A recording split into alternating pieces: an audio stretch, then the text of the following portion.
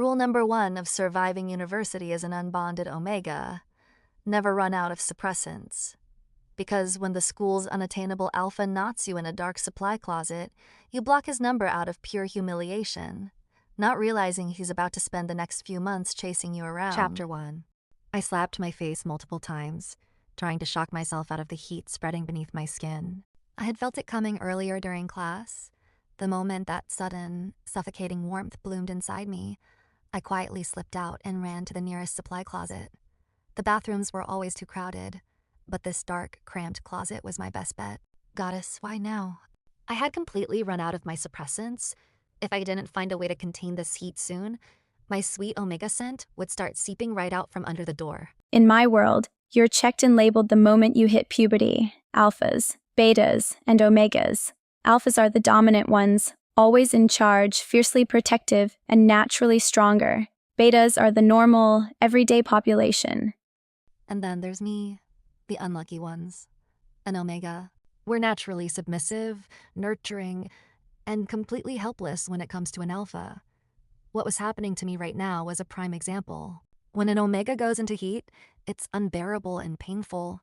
It feels like being forced to drink a heavy, agonizing dose of an aphrodisiac. There are only 2 things that can stop it. First, suppressant pills, which I was entirely out of. Second, something a single omega like me didn't have access to: an alpha. Sleeping with an alpha is the only true cure. Suppressant pills only mask your scent to keep you safe, but the agonizing symptoms always remain. It makes things incredibly dangerous for us. An alpha can easily take advantage of you if you're not careful, and when you're in heat, you're too weak to even think about resisting. My breathing grew louder and heavier as I desperately tried to keep myself calm in the dark. Well, a little omega and heat. A quiet, low voice suddenly vibrated from the shadows behind me. I jolted, spinning around. I could see a tall silhouette looming over me, but the darkness refused to let me see his face. I'm not, I gasped. Oh no, please let him be a beta. He laughed lowly, the sound deep and dangerous, and I heard him step closer. He sounded so incredibly familiar, but my hazy mind couldn't place it. Don't lie to me, Lily. I can smell your scent. He chuckled softly, teasing me as he closed the distance. It's suffocating me so bad. My heart stopped. Wait, he knows my name?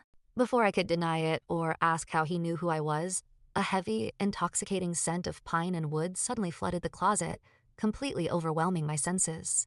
I immediately slapped my hand over my nose, trying not to inhale it. Is that you? I panicked, realizing he was releasing his pheromones.